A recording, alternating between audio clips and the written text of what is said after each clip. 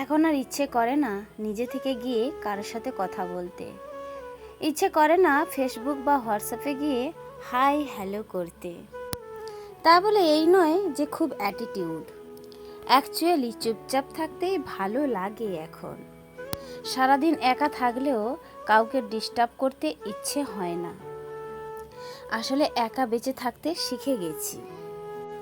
আর বাস্তবতা থেকে একটা জিনিস শিখে গেছি, চুপচাপ মেনে নিলেই সবার কাছে ভালো থাকা যায়। কষ্টে থাকা মানুষগুলো সব সময় একটু বেশি হাসি খুশি থাকে, কষ্টগুলো লুকানোর জন্য।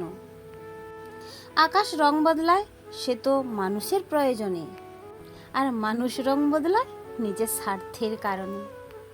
স্বার্থপর মানুষগুলো সব কিছুতেই স্বার্থ খোঁজে, আর স্বার্থ হাসিল হলে আঘাত করে কেটে পড়ে। কিছু মানুষ চাঁদ এনে দেওয়ার গল্প বলে, আকাশটাই কেড়ে নিয়ে যায়। ঋণ শোধ করা যায়, কিন্তু উপকার কোনোদিন শোধ করা যায় না গো। হিংসা করে অন্যের ক্ষতি অতি সহজেই করতে পারবে, কিন্তু কোনোদিনও নিজের উন্নতি করতে পারা যায় না। সুখ কখনো জোর করে জীবনে আনা যায় না। যখন আসে সব কিছু নিয়েই আসে, যখন যায় সব কিছু কেড়ে নিয়ে যায়। পুরুষের ব্যক্তিত্ব তার কথায়, আর নারীর ব্যক্তিত্ব তার আচরণে। যেমন বৃষ্টি না আসলে বোঝা যায় না ছাতার কোথায় ছিদ্র আছে, আর ঠিক তেমনই খারাপ সময় না আসলে বোঝা যায় না কার মনে কি আছে। শেখার মধ্যে একটা পার্থক্য আছে। বই থেকে শিক্ষা গ্রহণ করলে ঘুম চলে আসে, আর জীবন থেকে শিক্ষা গ্রহণ করলে ঘুম উড়েই যায়। কাউকে কখনো ছোট ভাবা উচিত নয়, কারণ একটা কথা সবসময় মনে রাখা উচিত, 5 টাকা দামের পেনও কিন্তু 5 কোটি টাকার চেক লেখার কাজে লাগে। আপন যখন পর হয় তখন সম্পূর্ণ ত্যাগ করতে হয়, এছাড়া কোনো গতি থাকে না। জীবন তখনই সহজ হবে যখন অন্যের উপর আশা কম আর নিজের উপর ভরসা বেশি রাখবে। ভাগ্য খারাপ ছিল না, ভরসা ভুল মানুষের উপর ছিল। এটাই বোধহয় আমার জীবনের সবচেয়ে বড় ভুল। আচ্ছা চলো বন্ধুরা, সারাদিন ধরে অনেক কথা হবে, তার আগে নিজের একটু পরিচয়টুকু দিয়ে দিই। রাধে রাধে, শুভ সকাল আমার সকল প্রিয় পরিবার এবং প্রিয় বন্ধুরা। পূর্ব মেদিনীপুর জেলার ছোট্ট একটি গ্রাম থেকে আমি মানসী। আমার যে নতুন ব্লগে তোমাদের সকলকে জানাই অনেক অনেক স্বাগত এবং অনেক অনেক ভালোবাসা। ভিডিও শুরুতেই জানাই বড়দের প্রণাম এবং ছোটদের বুক ভরা ভালোবাসা। সত্যি বলছি, ভিডিওটা যদি তোমাদের একটুও ভালো লেগে থাকে তাহলে একটা লাইক এবং একটা কমেন্ট করে ছোট্ট পরিবারে এসে মিষ্টির সদস্য হওয়ার অনুরোধটা রয়ে গেল। একদম সকালবেলা ঘুম থেকে উঠে পড়ে কিন্তু দেখো সমস্ত কাজে কিন্তু হাত লাগিয়ে দিয়েছি। আর আমরা মহিলারা কিন্তু একদম বসে থাকতে পারি না। ওই যে চোখের সামনেই যদি কোনো একটু কাজ দেখি, আমরা একের পর একে টুকটাক করে করতে শুরু করে দিই। কয়েকদিন হলো জানো তো, এই যে আমার সমস্ত এই যে জানালার যে মেঝের টুকুগুলো আছে না, এগুলো পরিষ্কার করা হচ্ছিল না। ওই যে সপ্তাহখানিক ধরে বেশ ঘর দুয়ার ঝাড় দিলাম, পরিষ্কার করলাম, ওতে করে দেখলাম এই যে আমার মেঝেগুলো কিন্তু বেশ ময়লা জমে গেছে। তাই আজকে ভাবলাম পুরো একটু ক্লিন করে নিই। আর এগুলোতে সচরাচর আমাকে ব্যবহার করতে হয়, ওই কারণে দেখো সমস্ত জানালাগুলো একটু পরিষ্কার করে নিয়েছি। ওইদিকে গ্যাস পরিষ্কার করলাম, আর তার সঙ্গে সঙ্গে টেবিলটাকেও একটু পরিষ্কার করে নিলাম। গরিবের ঘর যেইটুকুনি আছে সেইটুকুনিকেই আমি সন্তুষ্ট, আর যেটাই আছে তাকে নিয়েই কিন্তু সুখী থাকতে ভীষণ ভালোবাসি। আর আমাদের মতো মহিলারা তো, মধ্যবিত্তের মহিলারা তো একদম বাস্তবতাকে মেনে নিতে পছন্দ করে। যেইটুকুনি আমার ঘর দুয়ার আছে আমি সেইটুকুনটাকেই কিন্তু ভালো মতন করে পরিষ্কার পরিচ্ছন্ন করে নিজের মতো সাজাতে গুছোতে ভীষণ ভালোবাসি। তাতে হয়তো একটু সময় যায়, কোনো অসুবিধে নেই, কিন্তু দিনের শেষে পরিশ্রম করার পরে যখন চোখে পড়ে না এই সমস্ত কাজগুলো করেছি আর এই জায়গাগুলো আমি ফ্রেশ করেছি, বিশ্বাস করো ভীষণ পরিমাণে মনটাও ফ্রি হয়ে যায়। একটা পজিটিভলি মাইন্ড মানে চলে আসে জানো তো, নিজের মধ্যে যেন একটা আনন্দিত বোধ মনে হয়, আর তার সঙ্গে সঙ্গে ফ্রেশ মেন্টালিটি একটা আস্তরণ শুরু হয়ে যায়। জানো তো বন্ধুরা, জীবনটা আমাদের খুব ছোট্ট। এই তো কয়েকদিনের জন্য পৃথিবীতে এসেছি এই খেলা করার জন্য। তখন আমাদের সং সেজে যখন খেলতে হয় আর সং সাজা হয়ে যখন খেলাটা শেষ হয়ে যায়, একদিন আমাদের এই পৃথিবী ছেড়েই চলে যেতে হয়। প্রত্যেক দিন আমরা যে বিছানাতে ঘুমোই না, তাতে কিন্তু একদম গ্যারান্টি থাকে না যে সকাল হলেই কিন্তু আমি পৃথিবীর আলো দেখতে পাবো। এই গ্যারান্টি আমরা কেউ দিতে পারি না। আর তবুও কিন্তু আমাদের মধ্যে রাগ, হিংসা, বিদ্বেষ সব কিছুটাই কিন্তু থাকে কি, তাই না? সব দুঃখ ভুলে গিয়ে আজকে আসো, চলে এসো, সবাই মিলে এক হয়ে হাত রেখে কিন্তু আমরা প্রত্যেকের পাশে থাকি। তো বন্ধুরা, আজকের ভিডিওটা তোমাদের যদি একটুও ভালো লেগে থাকে তাহলে একটা কমেন্ট করে জানিও কিন্তু যে ভিডিওটা তোমাদের কেমন লাগলো। ওইদিকে তোমাদের সঙ্গে কিন্তু বেশ কথা বলতে বলতে আমি অনেকগুলো কাজ করে নিয়েছি বলতে পারো। আমি এই ঘরটাতে যেখানে যা ছিল টুকি নাকি করে কিন্তু ভীষণ পরিমাণে পরিষ্কার করে নিলাম। তবে এখনও পর্যন্ত চান করতে যাওয়া হয়নি, জানো তো। এতটাই গরম লাগছে যেন মনে হচ্ছে এক্ষুনি গিয়েই যেন পুকুরে একটা টবাং করে ডুবে নিই। তবে কোনো উপায় নেই, আমাকে তো চান করতেই হবে। তবে তার আগে কাজগুলো একটু সেরে নিই, তো তারপরে তো আসছি চান করে নেওয়ার জন্য। তবে চান করে নেওয়ার পরে এসব কাজ আর করতে ভালো লাগে না। তবে আমি প্রায় দিন কিন্তু চান করতে যাওয়ার আগেই কিন্তু এই মোছামুছির কাজগুলো একটু করে নিই। তবে চান করে এসে আর কিচ্ছু ভালো লাগে না। আগের দিনের কয়েকটা জামা ছিল, আমারই জামা ছিল, এগুলোকে একটু ধুয়ে দিই, তো তারপরে কিন্তু চান করতে যাব। জামাগুলো ভাবলাম চান করতে যাওয়ার আগে যদি সার্ফ জল দিয়ে একটু ডুবিয়ে রেখে দিই, তো চান করতে যাওয়ার সময় ধুয়ে দিলে কিন্তু মন্দ হয় না। এই বুদ্ধি খাটিয়ে কিন্তু আমি দেখো ছুটতে গিয়ে জামা কাপড়গুলো কিন্তু কাচতে বসে পড়েছি। মানে কাঁচা মানে কি, একটু সার্ফ দিয়ে জাঁকাতে বসে পড়েছি। আর ওইদিকে চলো জামাগুলো একবারে ঘাটের ধারে নিয়ে চলে যাই, তো তারপরে একটু পেস্টটা নিয়ে তো চান করতে যাব বন্ধুরা। তো অনেক দিনের পরে আজকে চান করে ফ্রেশ হয়ে কিন্তু ঠাকুরকে পুজো দেবো, তা ভেবে ভেবে কিন্তু ভীষণ মনটা আনন্দিত হচ্ছিল, জানো তো। ওই যে কয়েকদিন ধরে মেয়েদের মাসিক ঋতুচক্র যেটা থাকে, সেটা চলাকালীন কিন্তু পুজো করতে পারি না।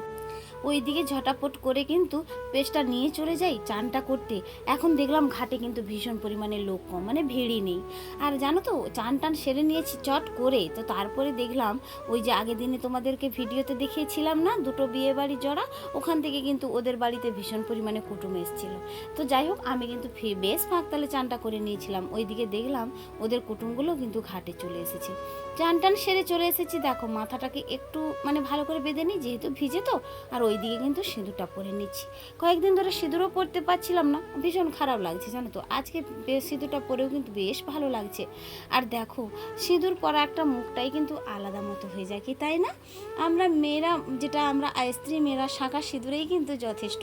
তাতে কিন্তু কোনো গয়না না থাকলেও কোনো সমস্যা হয় না। আর এইটুকুনি কিন্তু আমাদের পড়তে হয়। আমরা যে যাই করি না কেন, এটাকেই কিন্তু আমাদের সবার প্রথম মাথায় রাখতে হবে, শাঁখা সিঁদুরের ভালোবাসার একটা টান। তো যাই হোক, ওইদিকে দেখো চান টান করে পুজোটাও দিয়ে দিয়েছি। আর জানো তো, কয়েকদিন ধরে না পুজো দিতে পেরে না ভীষণ খারাপ লাগছিল। আর এই যে আমরা বলে থাকি অশৌচ, এই যে ঋতুচক্র চলাকালীন যে অশৌচ, একদমই না গো। আমরা অজ্ঞ, যার কারণে কিন্তু আমরা এটা অশৌচ বলে থাকি। তবে কি জানো তো, একটা মহিলা কিন্তু মা হওয়ার যোগ্য এই ঋতুচক্র না হলে কিন্তু তার সেটা কিন্তু মা হতে পারে না। এই পৃথিবীতে কিন্তু কোনো মানে নিজের আত্মা থেকে, নিজের নারী থেকে কোনো একটা সন্তান দান করতে পারে না। তাই তো আমরা জেনে থাকি যে ঋতুচক্রটা একটা পবিত্র স্থান, পবিত্র জায়গা। জানো তো, প্রতিটা মহিলারই ক্ষেত্রে কিন্তু গর্ভধারণ ক্ষমতাটা অবশ্যই থাকে। আর মহিলারা মানে বাঁজা না গো, তাতে কিন্তু একটু পরিচর্যা, একটু যেন ভালো করে ট্রিটমেন্ট করলেই কিন্তু সব কিছুটা মেলে। তবে যাই হোক, আমার কপালটা মনে হচ্ছে একটু আলাদা।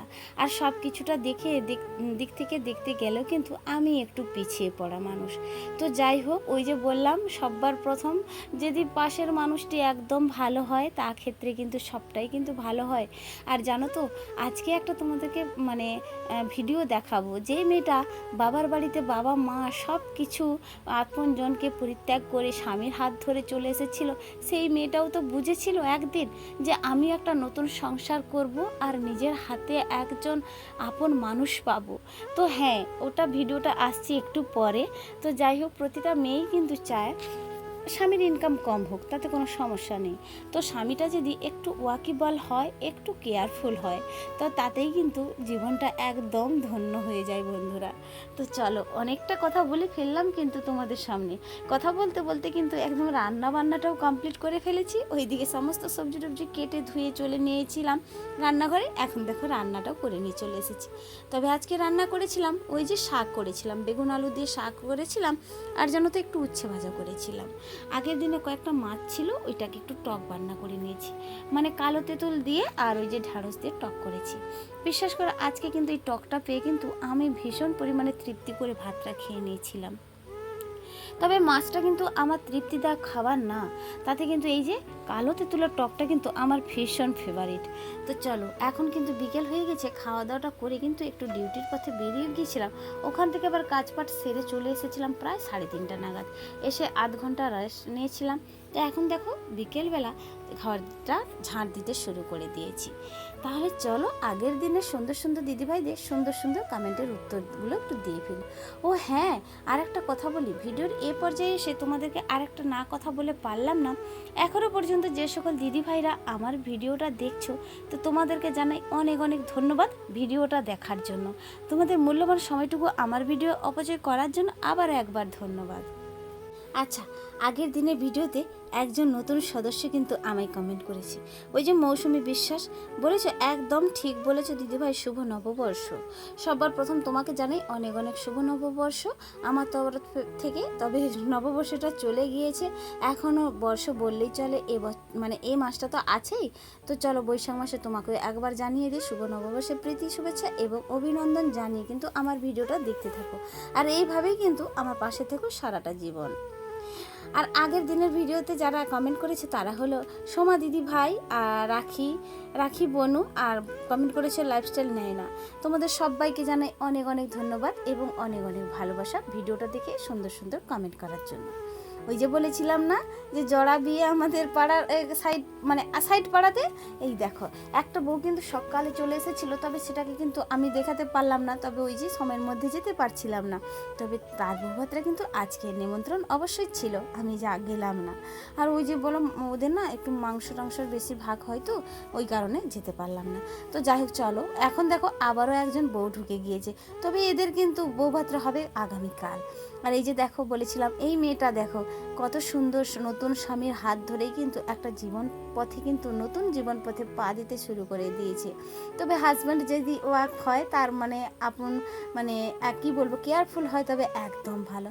তবে ছেলে দুটো কিন্তু মন্দ না, আমাদের পাড়ার ছেলেগুলো কিন্তু ভীষণ ভালো, বউদেরকে কিন্তু ভীষণ পরিমাণে কেয়ার রাখবে। তো যাই হোক চলো, নতুন বউ কেমন হলো তোমাদের একটু কমেন্ট করে জানিও। ওইদিকে সন্ধে হয়ে গিয়েছে, তো বাড়িতে গিয়ে আবার সন্ধে দেখাতে হবে, আর সন্ধে টন্ধে দেখিয়ে তো তারপরে তোমাদের সামনে একদম আসছি। জানো তো, বরের কোলে ওই যে মেয়েটা দেখতে পাচ্ছ, ওর কিন্তু বড় দাদার মেয়ে। তবে বরটাকে কিন্তু ছাড়ছিল না, এতটাই পরিমাণে বেশি ভালোবাসা দিয়েছিল, ওই কারণে দেখো কি বলবো। আর যাই হোক বন্ধুরা, বাড়ি ফিরে চলে এসেছি, এখন দেখো একটু চা খেতে বসে পড়েছি। তবে ভীষণ পরিমাণে খিদে পাচ্ছিল, সকালবেলা হালকা একটু ভাত খাওয়া হয়েছিল, তবে বলেছিলাম টক ছিল তো ভীষণ পরিমাণে খাবো, তবে খেতে পারলাম না, এতটাই পরিমাণে গরম লাগছিল। তো যার কারণে দেখো চপ দুটো আনিয়েছিলাম ওই যে মেয়েটাকে দিয়ে, দুটো চপের মধ্যে একটা চপ ওই মেয়েটা খেয়ে নিয়েছিল, আর একটা চপ কিন্তু আমার জন্য রেখে দিয়েছিল। আর ওইদিকে দেখো একটু শশা কুচিয়ে নিয়েছি, আর সঙ্গে একটু মুড়ি আর গরম গরম চপ, আর এই যে চা। কি মজাটাই লাগছিল খাওয়ার সময়, জানো তো, এই যে গরম গরম চপ মুড়ি আর একটু চা, এটা হলেই কিন্তু ভীষণ পরিমাণে খাওয়াটা জমে যায়। তো চলো, খাওয়া দাওয়াটা সেরে নিয়েছি, রাতে আর বাসনগুলো ফেলে রাখবো না, এই ভেবে কি করেছি বলো তো, রাতের বাসনটা রাতেই সেরে নিচ্ছি। আর এখনও পর্যন্ত তোমাদের দাদাভাই আসেনি, যাক, আমার যখন খাওয়া দাওয়াটা কমপ্লিট করে নিয়েছি, তবে আমার একটু ভালো হলো, কি বলো তো, একটু ভয়েসটাও দিতে পারবো, তার সঙ্গে সঙ্গে কিন্তু এডিটিং করতে পারবো, থাম্বনেল বানাতে পারবো, সব কিছুটাই কিন্তু একদম নিশ্চিন্তে মনে করতে পারবো। তার ওই কারণেই দেখো খুব ভালো হলো, আজকে খুব তাড়াতাড়ি করে খাওয়া দাওয়াটা করে বাসনগুলোও মেজে নিচ্ছি। তবে রাতের রুটিনটা কিন্তু তোমাদের সামনে খুব বেশি শেয়ার করতে পারি না, তবে এখন দেখছি তোমাদেরকে না বলে আর না দেখাতে না পেরে ভালো লাগছিল না, তাই ভাবলাম আজকে একটু দেখিয়ে দিই রাতের রুটিনটা। এইভাবেই কিন্তু আমি বাসন মেজে নিই। তবে জানো তো, বাড়ির চারিপাশে আলো ছয়লাট, কারণ কি বলো তো, ওই যে আবার গণেশ পুজো, বাড়ির কালকেই কেন পাশেই কিন্তু গণেশ পুজো, কীভাবে যে তোমাদের সামনে আমি এইভাবে ভয়েস কভার দেবো আমি বুঝতে পারছি না। তবে বলে রাখলাম, যদি একটু অসুবিধা হয় মানিয়ে নিও, নিজের ছোট বোন আর বড় দিদি মতো ভেবে। ওই দেখেছো চারিপাশটা আলো ঝকঝক করছে। তাহলে চলো বন্ধুরা, আজকের ভিডিও থেকে বিদায় নিয়ে নিচ্ছি। দেখা হচ্ছে আবারও আগামীকাল। রাধে রাধে।